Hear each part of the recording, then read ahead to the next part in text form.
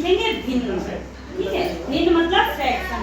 Fraction का जन्म कैसे हुआ ये बताएंगे। सबसे पहले हम ये बताओ, ये चाप कितनी है? एक। कितनी चाप है? एक। अगर हम इस चाप को दो बराबर भागों में काट दिए, अब बताओ ये कितनी हो गई? 2/2। ये भाग आधा हुआ, ये भाग आधा हुआ, तो इसको क्या कहेंगे? एक चाप को क्या भागों में बांटा हमने? 2 भागों में, तो इसको लिखेंगे 1/2 1/2। देखो कैसे हैं? ये माना कि ये एक रोटी है, क्या है? रोटी, यानी ये रोटी है पूरा मतलब गोल। इसको क्या कहते हैं? गोल मतलब पूरा, एक कंप्लीट है, एक रोटी मान लो इसको। ये है एक, ठीक। और जब हम इसी को दो भागों में बांट देते हैं, भिन्न का मतलब होता है बांटना, एक ही चीज को अलग अलग बराबर पार्ट में बांटना, बराबर भाग। अगर ये इस रोटी के हम दो बराबर भाग करते हैं तो ये भाग कितना हुआ और ये भाग कितना हुआ। जब ये आता है तो वहीं से होता है भिन्न का जन्म, इसे ही बोलते हैं भिन्न। ये भाग कितना है, ये भाग कितना है? पहले एक थी, एक को हमने 20 से काट दिया, ऊपर वाला भाग कितना होगा? आधा होगा। ये भाग कितना होगा? आधा। यानी एक रोटी के दो भागों में बराबर बांट दिया तो इसको कहेंगे 1/2 और इसको भी कहेंगे हम 1/2, यानी आधा भाग। कितना हुआ? आधा भाग। आधा भाग। 1/2 का मतलब होता है आधा। अब देखो जैसे कि मानो कि ये एक रोटी है, ठीक।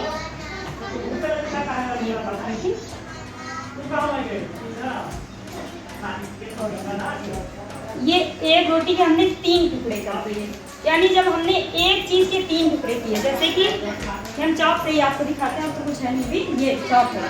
कितनी चॉप है? एक चीज के हमने एक टुकड़ा ये किया, एक टुकड़ा ये किया। अब 3 टुकड़े कर दिए। कितने टुकड़े कर दिए? 3 बराबर बराबर टुकड़े किए, तो हम एक टुकड़े क्या कहेंगे? 1/3 भाग। ये कितना भाग है? 1/3। चौक एक थी तो एक का हमने एक भाग ले लिया उसी का, तो ये कितना भाग हुआ? 1/3। ये भाग हुआ 1/3। ये वाला भाग कितना हुआ? 1/3। और ये वाला भाग भी हुआ 1/3। तो इसको बोलते हैं 1/3। क्या बोलते हैं? 1/3। चाप का ये कौन सा भाग है? 1/3। क्या है? 1/3। 1/3। समझ में आया इतना? 1/3 हो गया। अब देखिए हमने एक रोटी बनाई, ठीक है। एक रोटी में 4 बच्चों को बराबर बराबर खाना है। अगर हम छोटा बड़ा करेंगे तो क्या होगा? लड़ाई होगी ना? Yes ma'am. किसी को कम दे दिया, किसी को ज्यादा, तो क्या होगा? लड़ाई होगी। तो इसीलिए हम सबको बराबर बांटते हैं। तो एक रोटी को कई भागों में बांटा हमने? 4। तो एक भाग कितना होगा? 1/4। 1/4। ये वाला भाग भी 1/4।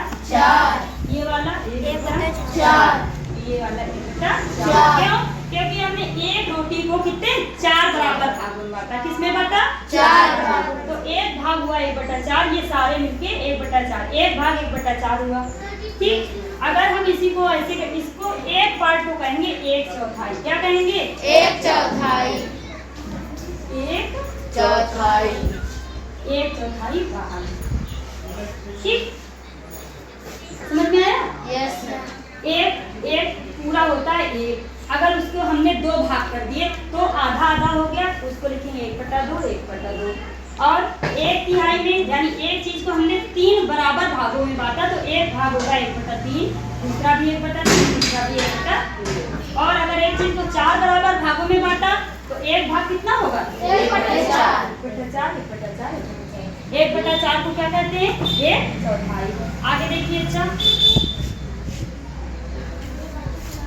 अब आप लोग ये बताएंगे हमको, ये हमने चित्र बनाया, इसमें बताइए कितना भाग रेखांकित है? 1/4। कितना भाग?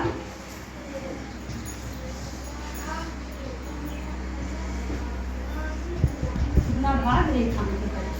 इस एक गोल को हमने यानी एक रोटी को हमने इसमें बांटा 4 बराबर भागों में, एक भाग रेखांकित कर दिया, तो कितना भाग रेखांकित है? कितना है? 1/4। सामने ही दिख रहा है ना, 4 भाग किए तो एक भाग 1/4 होगा। क्या होगा? 1/4। तो यानी 1/4 भाग रेखांकित है। कितना रेखांकित है? 1/4 भाग रेखांकित है।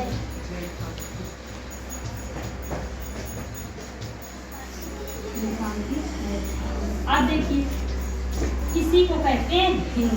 भिन्न में इसमें हम लिखेंगे 1/4 की लिखेंगे 1/4। ऊपर वाली संख्या हो गई अंश, इसको क्या कहते हैं? अंश। नीचे को कहते हैं हर। क्या कहते हैं? हर। ऊपर वाला हो गया अंश, नीचे वाला हो गया हर। समझ में आया? यस। ठीक है, अगर समझ में आया तो एक क्वेश्चन और मेरा बताइए आपको।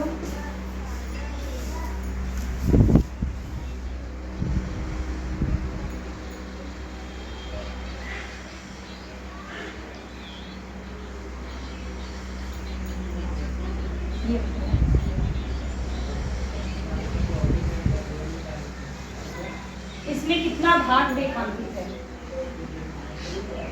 1/5। एकदम सही आंसर है। क्यों? क्योंकि ये एक कितने भागों में बांटा गया है? 5। 1 2 3 4 5 भागों में बांटा गया, जिसमें कि हमने एक ये वाला पार्ट जो है हमने रेखांकित कर दिया था। इस पार्ट को क्या कहेंगे? 1/5। और ये सारे 1/5 है। ये भी 1/5, 1/5 और 1/5 और ये भी 1/5। लेकिन अगर हमने इसमें क्या किया, एक भाग और रेखांकित कर दिया। आप ये कैसे पता करेंगे कितना भाग रेखांकित है? 2/5। हाँ, क्योंकि ये 2 भाग है ना। देखो 1/5 ये वाला भाग हो गया, इसको जोड़ देंगे, ये वाला भाग 1/5। अब देखो ये ऊपर वाला आपको पता है क्या है? अंश है। नीचे वाला क्या है? हर। तो जब हर समान होते हैं तो हम वही संख्या लिखते हैं। 5 है ना, तो 5 लिख देंगे। ऊपर कितना है? 1 ये और 1 ये, और 1 और 1 कितना हो जाएगा? 2 बराबर 1 और 1 नीचे 2/5। तो 2/5 भाग रेखांकित है। कितना है? ये 2 हो गया अंश और नीचे ये कितना हो गया? हर।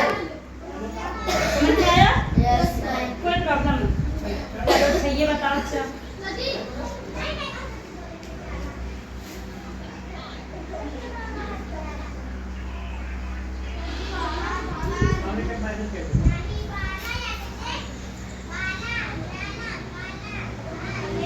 बराबर बराबर भाग है, छोटा बड़ा हो।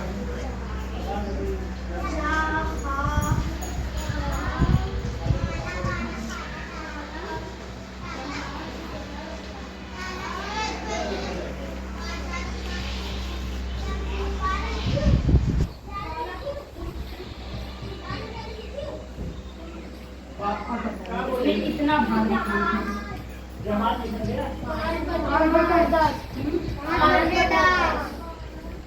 कितना भाग इसको कैसे निकालेंगे हम? देखो इसमें पूरे भाग कितने किए गए हैं? 10 भाग किए। तो एक भाग को क्या कहेंगे? 1/10। क्या कहेंगे? ये वाला भाग भी 1/10 हो गया, ये वाला भाग भी 1/10 और ये वाला भी 1/10 और ये 1/10। कई बार 1/10 है? 1 2 3 4 5। तो सामने ही दिख रहा है आपकी 5/10 हो गया। चलो करके देखते हैं। 1/10, 1/10, फिर 1/10, फिर 1/10। अब आपको पता है कि नीचे सभी जगह 10 है, यानी हर समान है। हर समान है सिर्फ 10 है, 10 लिखेंगे। अब ऊपर यहाँ पर भी 1/10 वाला 1 बराबर कितना हो गया? 1 2 3 4 5। कितना हुआ? 5/10। तो भिन्न का सबसे सरल रूप लिखा जाता है। 5/10 हो सकता है, लेकिन इससे भी छोटा हो सकता है। भाई 10 पार्ट है, ठीक है?